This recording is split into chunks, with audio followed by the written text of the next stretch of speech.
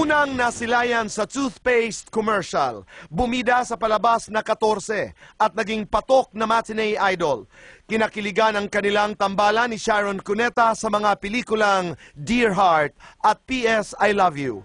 Ilang beses din siyang itinanghal bilang Best Actor. Tama lang yung ginawa ko. Kitang-kita ng dalawang mata ko, no? Lumuhod si Tessa sa harap ni Eduardo. Pinili man niyang lumagay sa tahimik at tumira sa ibang bansa.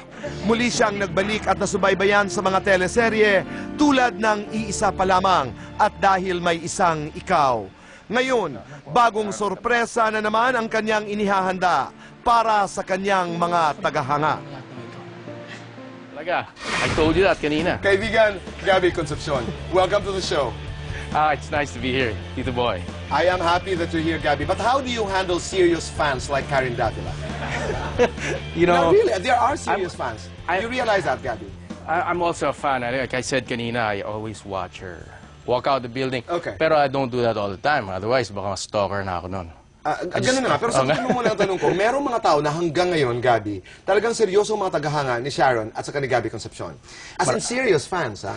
Yes, maraming salamat sa kanilang lahat because, Tito Boy, meron nga kaming fans ngayon na hindi lang sila yung mga mothers noon. These are the daughters of the mothers. So, ang pangalan nila is exclusive daughters naman. Dati merong exclusive mothers. Ngayon, exclusive Up daughters. to now, meron pa rin. Have you had stalkers in your life? Talagang sinusundan ka talaga, Gabby, hanggang sa dulo ng walang hanggan? Masarap yung mga stalker na yung ibang stalker yon, okay Be sila. careful they're in nice, what you say, Gabby, ha? Well, talaga? You enjoy stalkers? Masarap sila magmahal, mag-alaga. Paggising mo, Gabby, yun, ang pagbukas mo ng pintuan, naroon. Pagbaba mo ng auto, naroon. Do you Hindi enjoy naman that? ganun. Sabagay, mali naman yung word na stalker. Of course, but there are stalkers. Yes, oo. Have you had your share of stalkers? Hindi naman ganun ka, Have you stalked someone? No. Except for Karen. Okay. Pero, Gabby, was there a time in your life na sinabi mo sa sarili mo, sana hindi na lang ako gwapo? Oo. Kailan? Nung pumasok na ako sa showbiz, Bakit naman? kasi hindi ko na alam kung ang tao, yung mga nagkakagusto sa akin, hindi ko alam kung Dahil bakit kanila gusto. Talaga? Oo. Is that a problem? Nagiging problema kasi hindi mo alam talaga kung physical lang or more than that, no. Okay. No, what you're also trying to say is, nagdududa ka rin sa iyong sarili. I mean, my words, no? Nagdududa ka rin sa iyong sarili kung ako ba may talent, hinahangaan ba ako dahil sa aking talento o hinahangaan ba ako dahil sa aking itsura? Is that it? No, it's more on yung emotional I think it's more on what I'm talking about. I think it's more on love. I didn't get that. I'm sorry. Oo. More on love, na minamahal ka hindi dahil sa ikaw ay ikaw, kundi ikaw ay gwapo. Yun ang direksyon na pinupuntahan ko. Okay. Again, my question, is that a problem? I mean, pwede naman mag-umpisa doon sa paghanga sa physical na nagiging pagmamahal. Kasi nangyari na rin sa akin yan Tito Boy. Sabi ko, meron na rin akong, na-inlove na rin ako sa maganda. Na-inlove na rin ako sa hindi maganda, no? So, mag-iingat ka sa mga binibitawang salita. Okay. I'm joking. Okay. Hindi, nung pa ako, nasa high school pa ako. High school, okay. Grade school pa yata. So, having said that, na-inlove ka doon sa maganda at hindi maganda, hindi masyadong maganda. Physical, no? Physical. Alright. Ang nakikita ko yung ganda ng nila, pagkatao nila. Yun ang nakikita ko. So, ang hinahangad ko rin sana na ganun din sana ang makita na sa akin. Minsan nakakakaba dahil hindi mo alam kung ano yung gusto nila. Alright. I realize that. Medyo mahirap lang ako makarelate dahil hindi ako naka-problema ng ganun. Pero maganda yung pinakikinggan kita. In the 13 years that you lived in the United States, today we celebrate the Independence Day. Yes. Diba? 13 taon kang namalagi sa Amerika.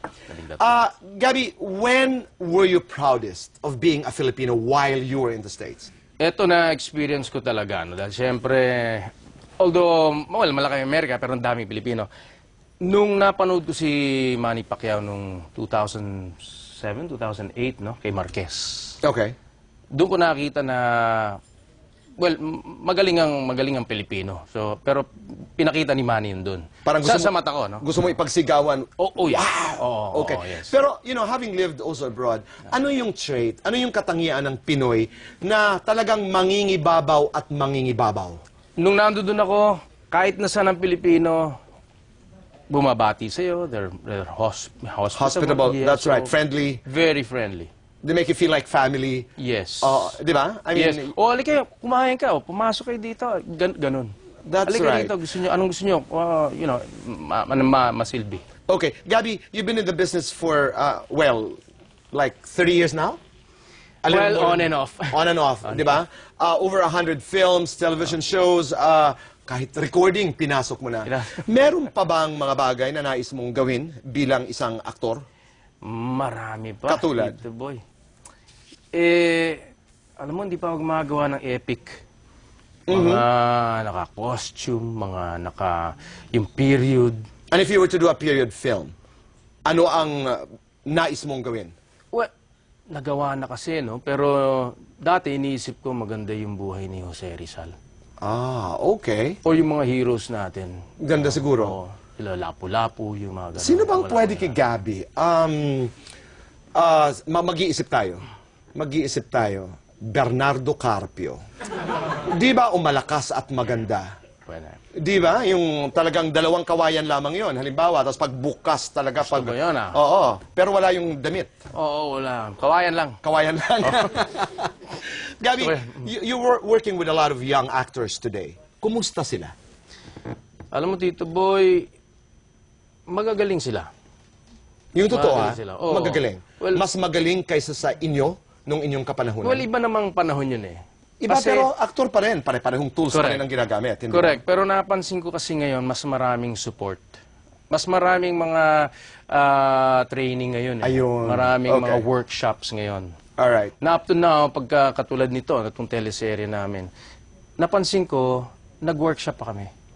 Specifically addressed to the characters that you play in the teleserye. Pag napapanood mo yung sarili, yung mga patakbo-takbo, tapos kumakanta, tapos yung mga early films, ano yung nararamdaman mo? Oh, well, tatawa nga ako eh. Hindi ko akalaing ako yun eh.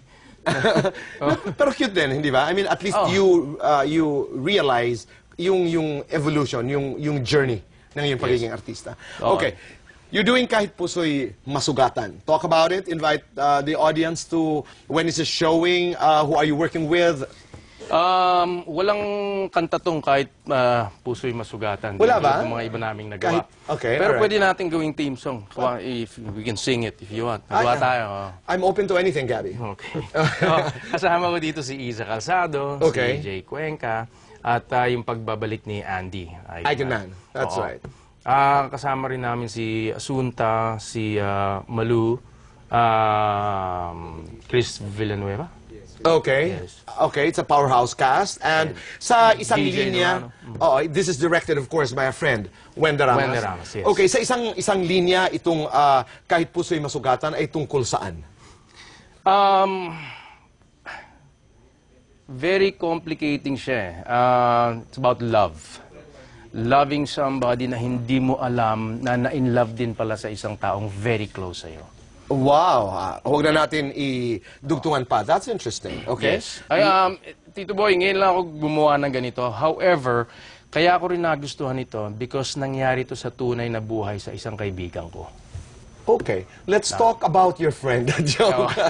Yeah. Talaga? So you can Yes. relate to the story. Yes. When is this going to show? I mean, when is this going to start to air? I think ang pilot nito is July, no? Okay, Pero July, wala pang date. ito'y mapapanood na dito sa ABS-CBN, mga kaibigan, Kahit Puso'y Masugatan. Yes. Starring Mr. Gabby Concepcion. Go ahead. Kapag po siya masugatan, sana po tutukan ninyo, alalayan nyo kami, supportahan nyo kami. Kasama po namin dito si Jay Cuenca, si Isa Calzado. Lahat po sila for the first time makakasama ko with Andy Eigenman. And of course, this is directed by Wenda Ramos. Okay, 10 seconds.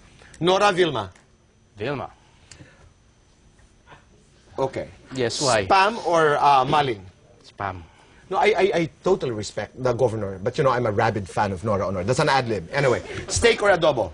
Adobo. Republican or Democrat? Democrat. Wow, okay. Democrat. Yes. Okay. Anyway, sige. Pinoy. American or Filipino breakfast? Pinoy. TV or movies? Movies, Tito Boy. Araw o ulan? Araw. Burger, fries? Burger. Black or white? White. Sports or... Bakit? Boxing or basketball? Boxing. Boracay or Palawan? Palawan. So sabi ko sana, Batangas. Spaghetti or pansit? Pansit. Coffee or milk tea? Coffee, lactose intolerant. Ngayon, acting or politics? Acting. Okay. If you were to give a love advice to your daughters, as a last question, Gabby, ano ito?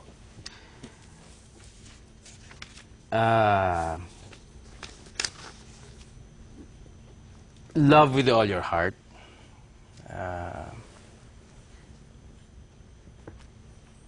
Mahirap sabihin yung alam ko na dun sa tunay na nangyari sa buhay ko eh. It would be nice to say na with no restrictions. Pero because of, time, mas magandang lalagyan ng konting isip. That's true. I mean, that sounds good, coming from a dad. Pero alam mo, I will rephrase that. Sasabihin ko sa aking mga anak, kung ako'y may mga anak, kapag puso mo'y nasugatan, know in your heart na lahat ng nasusugatang puso ay naghihilong. Maganda yun. Di ba? Pwede, can you be our script writer also? Gabi, maraming Bye, salamat Gab. sa pagdalaw Thank you, sa Tito Boy. amin. Maraming salamat. Gabi Concepcion, ikaw na. Tito Boy, ikaw na.